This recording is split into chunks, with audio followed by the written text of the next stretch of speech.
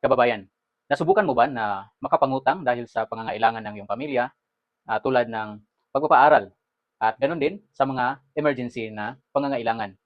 Dahil wala kang ari-arian na puwedeng i-garantiya or i-mortgage, hindi ka nakapanghiram sa mga formal na mga, lending institution. Kaya ikaw ay napilitan na makapangutang sa mga turko or iba pang mga lending institution na mayroong mataas na interest rates. Kung ikaw ay isa sa mga naperwisyo dahil sa ganitong kalagayan ng ating sistema ngayon, kailangan natin na magsama-sama upang makabuo tayo ng pulisiya na tutulong sa atin sa panahon ng pangangailangan.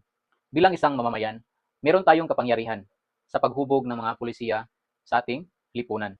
Ang ating pinagsama-samang effort sa pagbuo nito ay maaaring maisakatuparan sa pamamagitan ng pagluklok ng ating representante sa Kongreso.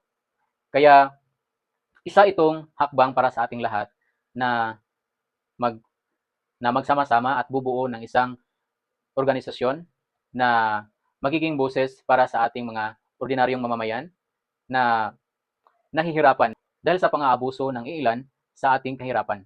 Kaya mga kababayan, itinatag ang samahan ng ang tagapagtanggol ng mamamayang borrowers upang ipahayag at i at ipaglaban ang ating mga karapatan at ang ating mga hinanaing. Kaya narito po tayo ngayon, inanyayahan po natin ang bawat isa na nasa bingit ng kahirapan dahil sa pagkakautang at walang hustisya na nakakamit laban sa mga pang-aabuso. Kaya magtulungan po tayo, ating itaguyod ang samahang ito para sa darating na mga araw, tayo ay magtatagumpay at makabuo tayo ng mga pulisiya na magproteksyon sa ating lahat laban sa mga pang-aabuso at ganoon din magkaroon ng mga patakaran o mga batas na mapigil ang mga hindi makataong pagpataw ng interest rates ng karamihan sa mga lending institution. Kaya mga kababayan, ito na ang pagkakataon nating lahat na magkaroon ng boses sa ating gobyerno sa paggawa ng mga batas na magprotekta sa atin laban sa mga pang-aabuso at sa kawalan ng hustisya. Ito ay posible kung tayo ay magtutulong-tulungan. So, nandito po ang samahan ng tagapagtanggol ng mamamayang borrowers. At sa inyong kaalaman, ang tagapagtanggol ng mamamayang borrowers ay hindi lang limitado sa mga ordinaryong mamamayan na nangungutang, pati na rin ang ating mga OFW na ganun din ay nangungutang para sa kanilang pangangailangan lalo na sa punta nila sa ibang bansa.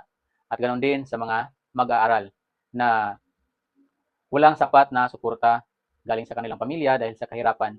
Ito ay bigyan natin ng pansin na magkaroon ng programa na kung saan sila ay bigyan ng suporta sa ating pamahalaan sa pamamagitan ng paglalaan ng sapat ng pundo para sa edukasyon na siyang magiging daan para sa pagpapaunlad ng ating bansa. Maraming salamat mga kababayan sa inyong pagtangkilik sa samahang ito. Pwede niyo itong i-like and share and follow our page and other social media accounts. Maraming salamat po sa inyong lahat.